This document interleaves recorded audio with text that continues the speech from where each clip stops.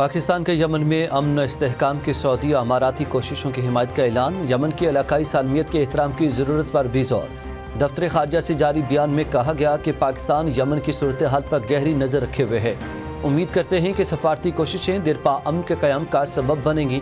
ترجمان دفتر خارجہ طاہر اندرابی نے کہا کہ امید ہے فریقین کشیدگی کا باعث بننے والے یک طرفہ اقدامات سے گریز کریں گے۔ بیان میں مزید کہا گیا ہے کہ فریقین متفقہ طور پر مذاکرات کے ذریعے سیاسی حل نکالیں۔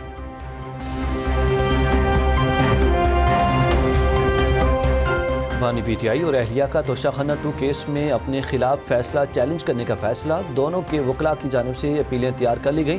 اپیلیں اسلام آباد ہائی کورٹ میں دائر کی جائیں گی۔ بیرسٹر سلیمان صفدر کے ذریعے 2 الگ الگ اپیلیں پیر کے روز اسلام آباد ہائی کورٹ میں دائر ہوں گی۔ درخواستوں میں توشہ خانہ 2 کا فیصلہ کالعدم قرار دینے کی استدعا کی جائے گی۔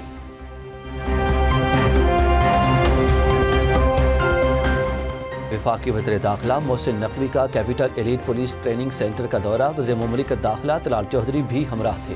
آئی جی اسلام آباد پولیس علی ناصر رضوی کی ٹریننگ سکول میں جاری سرگرمیوں پر بریفنگ۔ وفاقی وزیر داخلہ نے ایلیٹ ٹریننگ اور سی ٹی ڈی کورس کی کارکردگی کا جائزہ لیا۔ وزراء داخلہ کا فزیکل مشقوں کا بھی معائنہ، ای ٹی سی کے افسران اور انسٹرکٹر سے ملاقات، کارکردگی کو سراہا۔ محسن نقوی نے خطاب میں کہا کہ دہشت گردی اور شدت پسندی کے خطرات کے پیش نظر ریسپانس ٹیم میں مزید بہتری لائی جائے گی۔ وزیر اعلیٰ خیبر پختونخوا سہیل آفریدی کے لاہور میں پی ٹی آئی رہنما شاہ محمود قریشی کے گھر آمد۔ شاہ محمود قریشی کی اہلیہ سے ملاقات میں ان کی عیادت کی۔ سہیل آفریدی کا جلد صحت یابی کے لیے نیک تمناؤں کا اظہار۔ ملاقات میں سیاسی صورتحال اور باہمی دلچسپی کے امور پر تبادلہ خیال۔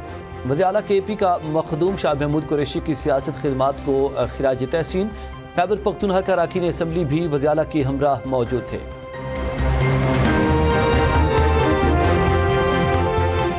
سوشل میڈیا پر نان کسٹم پیڈ سامان بیچنے والوں کے گرد شکنجا کسا گیا۔ حکومت کا سمگل شدہ سامان فروخت کرنے پر کارروائی کا فیصلہ۔ ذرائع کے مطابق 1 جنوری سے سامان بیچنے والوں کی مانیٹرنگ کی جائے گی۔ غیر قانونی کاروبار میں ملوث افراد کا ڈیٹا بھی اکٹھا کیا جائے گا۔ سوشل میڈیا پر اسمگلنگ کا سامان بیچنے والوں کے خلاف مختلف ٹولز بھی استعمال کیے جائیں گے۔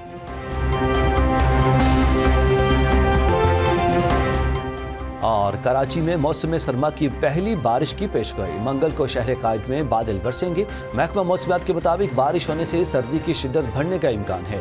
کل ملک میں داخل ہونے والی مغربی ہواؤں کا سلسلہ بالائی علاقوں کو متاثر کرے گا۔ 29 دسمبر کو بلوچستان ملحقہ علاقوں میں ابر کرم برسے گا۔